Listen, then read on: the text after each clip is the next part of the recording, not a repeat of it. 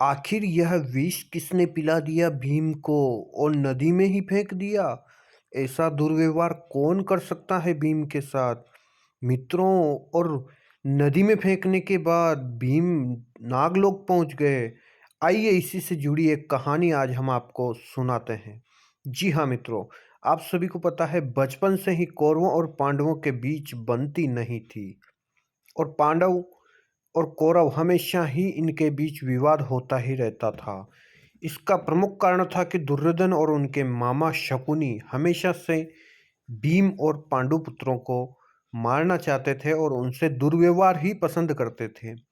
इसी के चलते एक बार जब पांडव और कौरव वन विहार के लिए गए, तब मामा शकुनी ने अपनी चाल चली और जहर खीर में मिलाकर भीम को पिला दिया। जब भीम ने वो जहरीली खीर पी ली, तब उसे निद्रा आने लगी और वह मूर्छित हो गया। तब इन्होंने उसके हाथ पैर बांधकर उसे गंगा नदी में फेंक दिया। गंगा नदी में जैसे ही उसे फेंका, तो वह डूबता हुआ नागलोक में चला गया और उससे कई नाग डसने लगे।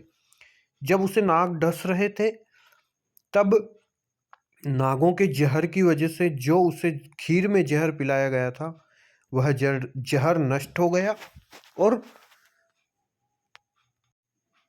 उसे होश आ गया। और जैसे ही उसे होश आया, उसने नागों को पकड़ के मारना शुरू कर दिया। सारे नाग अस्त व्यस्त हो गए और वे डरकर भागकर वहां से नागराज के पास चले गए। तब नागराज स्वयं वहां पर आए और उन्होंने भीम को देखा।